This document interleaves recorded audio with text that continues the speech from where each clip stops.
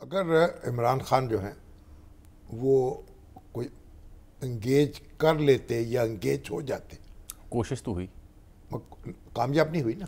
نہیں، اس میں مسئلہ یہ ہے کہ فریقین اپنی اپنی مشن اسٹیٹمنٹ پر قائل رہے۔ نہیں، اب تو لگتا یہ ہے کہ جو کتاب قانون میں لکھا ہوا ہے نا اس پر عمل ہوگا۔ ان دونوں بیانات کو دیکھا جائے، وزیر دفاع کا اور جو انور صاحب نے اسٹیٹمنٹ دی ہے، پنچایتی فیصلہ اس وقت ہوتا ہے جب فریقین اس پہ تیار ہو جائیں۔ اگر فریقین تیار نہ ہوں تو پھر پنچایتی فیصلہ نہیں ہوتا، پھر تو جو قانون میں لکھا ہے اس کے مطابق کام ہوگا۔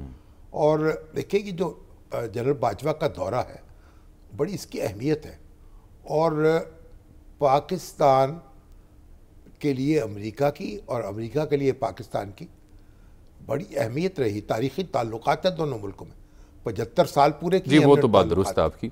اور پہلے سفیر ہمارے جو تھے مرزا ابو الحسن اصفہانی تھے، جو بڑے ممتاز صنعت کار تھے اور قائد اعظم کے بڑے دوست تھے اور تحریک پاکستان کے بڑے رہنما تھے۔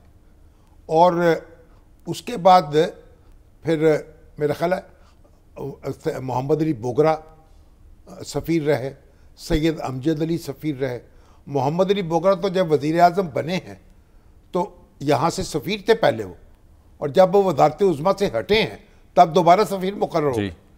تو اس لیے اور کئی جرنیل جو ہیں، صاحبزادہ یعقوب خان لیفٹیننٹ جنرل، اعجاز عظیم، جہانگیر کرامت صاحب، اور جہانگیر کرامت تو واحد آرمی چیف ہیں جو آرمی چیف جو ہیں وہ بھی سفارت کے منصب پہ فائز رہے ہیں۔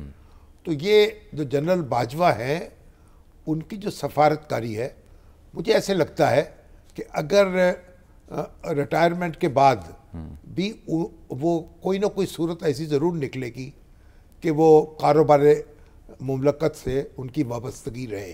کاروبار مملکت، ہاں جی، کیونکہ جو ان کی انگیجمنٹ ہے اور جو ان کی صلاحیت ہے، لیکن یہ بھی چاہیے نا، آپ کو اچھے وکیل بھی چاہیے ہوتے ہیں نا مقدمہ لڑنے کے لیے۔ تو باجوہ صاحب نے یہ ثابت کیا ہے کہ وہ ایک اچھے وکیل ہیں۔ نہیں، اس میں ہم دیکھیں نا، ہم نے اوور دی ایئر ان سے جب ملاقاتیں بھی ہوئیں، چاہے وہ مڈل ایسٹ کے ممالک سے انگیجمنٹ سب سے اچھے طریقے سے انہوں نے چائنا سے ہو ڈیل کیا، یا یورپ میں، اور پھر بالخصوص امریکہ میں، جس کا بھی تو میرا خیال کہ ان کو کوئی اہم ذمہ داری اس کے بعد بھی سونپی جا سکتی ہے۔ اور دوسری بات یہ جو بنیادی یہ بڑا اہم نقطہ آپ نے بیان